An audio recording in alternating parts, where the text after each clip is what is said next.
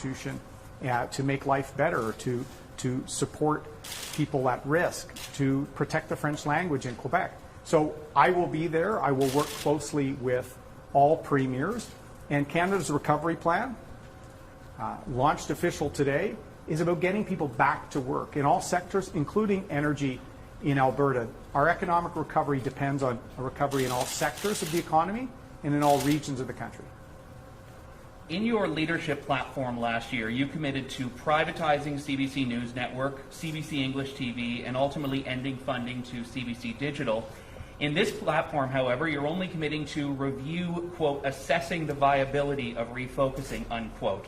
Help me understand that. Will you be fulfilling your leadership pledge to privatize and defund those CBC departments in a first mandate?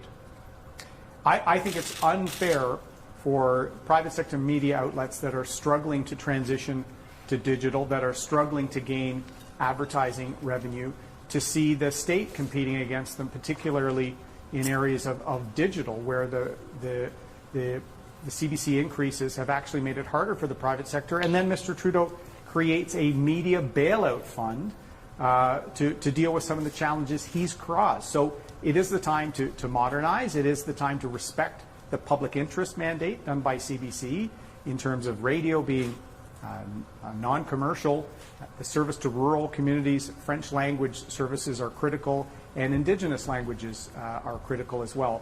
But we are going to review where there is competition with the private sector. We need a competitive and successful private sector in all media, and we need to balance the playing field with the American web giants, but without attacking Canadians' liberties on social media. Abigail Beeman, Global News. Your platform promises the most spending and investment right up front, and then also to balance the budget in 10 years. Can you guarantee that after those first few years there won't be cuts coming to Canadians? We want to help Canadians. We want to help get all people back to work in all sectors and in all regions. We want to help the most highly affected. That's been a big miss with Mr. Trudeau. There are thousands of small and medium-sized businesses in hospitality, tourism, restaurants hanging on by a thread. So our plan will secure those jobs, help them thrive, and that will help us get a growing economy. We want to make sure we help some of the people hit hard, some of the vulnerable. We want to tackle mental health. So we have a comprehensive plan. It's with the PBO for costing right now, and we need to help people as we secure the future. And our plan to balance the budget over the course of 10 years, by the decade, is fair so that we can help people get back on their feet. On Afghanistan, the Liberal government committed to resettling 20,000 people. I'm wondering if you believe that that's the right number. Should it be higher? And I'm wondering if you were in government, what you would be doing specifically to help people come to Canada, given the situation on the ground. As I said, the situation on the ground is heartbreaking. To see people clamoring onto aircraft, running after aircraft, it's heartbreaking. It shows the turmoil there. And the Trudeau government knew that was coming. They had 6 months at least that the Biden administration was pulling out. And the Trudeau government did nothing, even to secure folks that had worked at the embassy, interpreters that our caucus and even myself have been advocating for 5 years. Like everything, Mr. Trudeau leaves everything to the last minute, hopes other people will look after the real leadership that is required in a prime minister. I will make sure that we work with our allies to provide aid, to provide support, and anyone that's at risk because they help serve with our men and women in your uniform, or our diplomats or our aid workers, we need to have their back, and I will have their back as prime minister. Next question. Hey, Glenn McGregor, CTV News. Mr. O'Toole, I'd like you to elaborate on that point a little bit. If you were prime minister today, what would you be doing to help get those people out of Afghanistan? Would you send more Canadian Forces members in there? Would you, for example, waive some of the screening process in order to get people out faster? What exactly would you be doing to help this situation? Well, first, Glenn, I've worked on this for 5 years. In fact, we got one Afghan interpreter that served with our forces back under John McCallum, and Mr. Trudeau fired him, and his subsequent ministers were disastrous. We need action. So I will be a prime minister that will act. And as I said, anybody that is at risk from the Taliban, and we see the turmoil in that country, it's heartbreaking.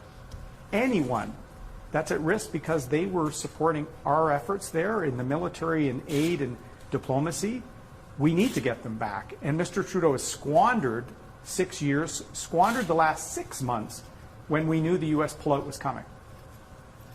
I want to ask you about your daycare policy. Your document you released today proposes to effectively scrap the $10 a day daycare deals that the Liberal government has forged with the provinces. Those programs have been very popular in Quebec, and you replace it with a tax credit so that people would families would have to put up as much as some places over $2,000 a month per child, and then at tax time get the money back. Is that really the best way to go? Could you explain the thinking there? We're going to help all parents, immediately, not some 6 years from now. Parents know what's best, particularly with the flexibility needed for families coming out of the pandemic and with shift work and other things. We're going to help all families, and lower income families will have 75% of the costs covered. So we're going to empower families to make their decisions, and we're going to support all families immediately. I think it's an approach that is not only fair, it gives immediate help, not more liberal promises that will never come. On doit aider tous les familles canadiennes et on va avoir une approche comme ça. C'est dans notre plan pour le rétablissement du Canada. On va donner plus d'assistance pour les familles plus vulnérables. On va payer 75% de leur coût pour la garderie. Et on va aider toutes les familles canadiennes et québécoises immédiatement. Pas une promesse pour un autre 5 ou 6 ans. On doit aider toutes les familles maintenant. On doit respecter les familles et leurs décisions. Next question. Chris Seller from the National Post. You say you've been working on this problem of trying to help our friends in Afghanistan for months. I'm wondering, what do you attribute this painfully slow progress to? Is it a lack of will? Is it a lack of intelligence in the government, in the bureaucracy? What do you think are the root problems here? A lack of leadership by Mr. Trudeau, and he sets that tone for his ministers. As I said, this is heartbreaking for veterans. I've been hearing from veterans in recent weeks, some of whom who feel they've left part of themselves in that country. They want to make sure interpreters and contractors are taken care of. I personally handed Minister Hussein a letter from someone that was at risk that came to me from a veteran. Nothing happened. Even interpreters that served with Minister Sajan, completely forgotten. There's no leadership. As I said, we have a prime minister and a Liberal government that is very good at scripted announcements and photo ops. They never deliver. And it's heartbreaking to see what's happening in Afghanistan. And military families, it's our longest mission. The Afghanistan war was the longest Canadian Armed Forces mission. There is a sense of heartbreak. And so we will act. We will not just talk. We will act. And I think we need to help anyone that's at risk because they help support Canada. Was the mission worth it, do you think? It is always worth it to stand up for dignity of other people. It is always worth it to stand by our values at home and abroad. Canada is the country of Vimy Ridge, of Juno Beach, and of Kandahar. And I think all Canadians want us to play a role in humanitarian assistance right now.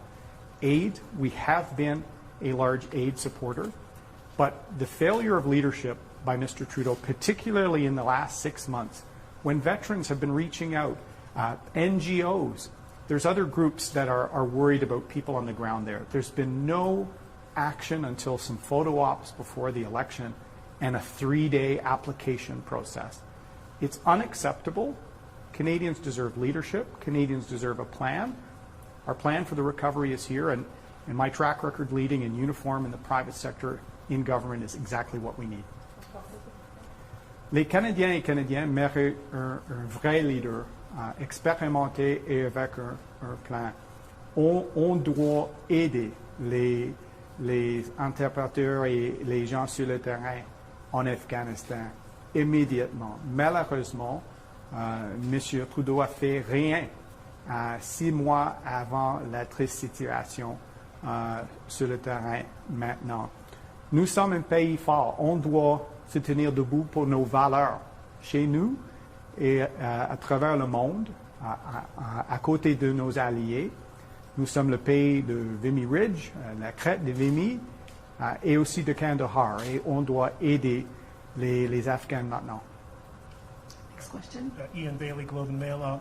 Mr. O'Toole, what are you going to say to voters who look at the last page of the platform and see that this is not being costed by the PBO? Are you concerned about any surprises coming once that group takes a look at this and tries to come up with some figures? It is being costed by the PBO right now, Ian.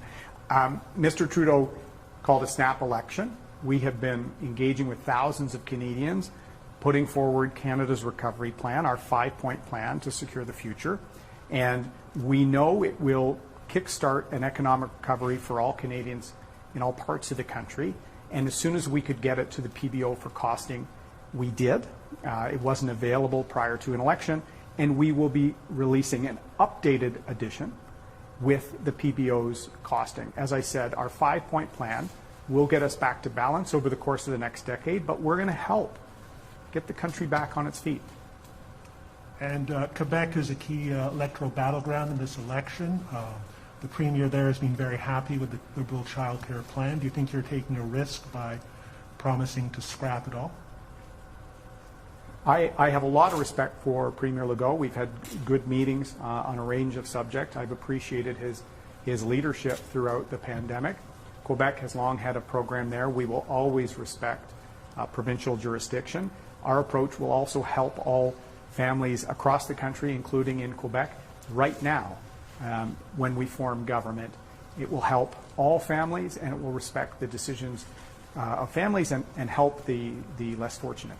En français, s'il vous plaît. J'ai beaucoup de respect pour le Premier ministre Legault, particulièrement son leadership pendant la pandémie. Je vais toujours respecter les champs des compétences des provinces, incluant le système de la garderie au Québec. Ça fonctionne très bien là-bas et je vais travailler avec toutes les provinces sur les enjeux importants pour les familles et je vais aider toutes les familles québécoises avec notre programme et on va cibler l'assistance pour les familles les plus vulnérables. Prochaine question. Oui, bonjour, Laurence Martin de Radio-Canada. Vous avez émis un communiqué hier soir pour dire que, pour les fonctionnaires fédéraux, ceux qui ne sont pas vaccinés, vous demanderiez à ce qu'ils passent un test quotidien de COVID. J'aimerais savoir comment est-ce que ça va fonctionner concrètement et surtout qui va payer pour ça. Est-ce que ce seraient les fonctionnaires eux-mêmes ou ce serait le gouvernement? Le gouvernement.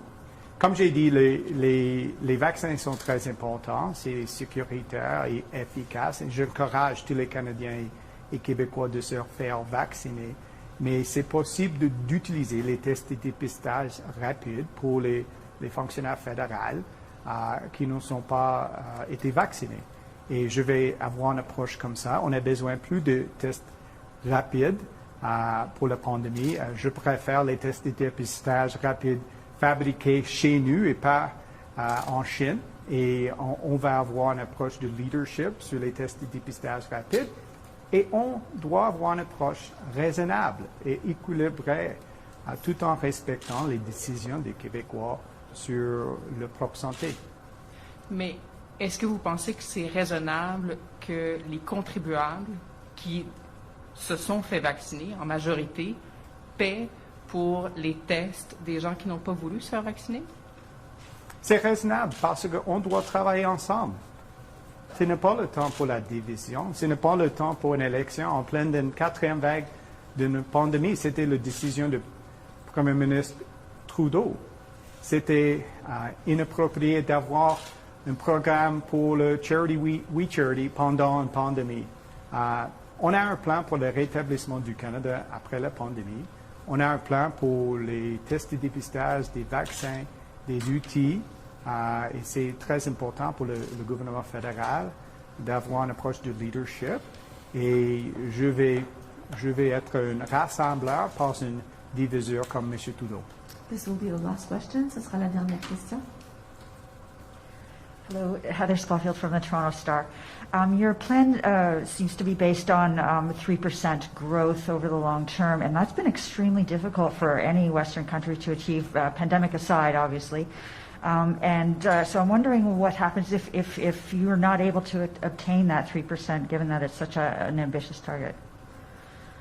We've chosen an appropriate target based on a very ambitious set of economic development policies. As I've said, our first pillar, 1 million jobs in 1 year, will help recover the jobs lost in the pandemic and also get sectors of our economy surging. We need to be proud of what we produce in our country again. Energy, softwood lumber, minerals. We need to get steel and aluminum, better deals, and not let China abuse international trade laws.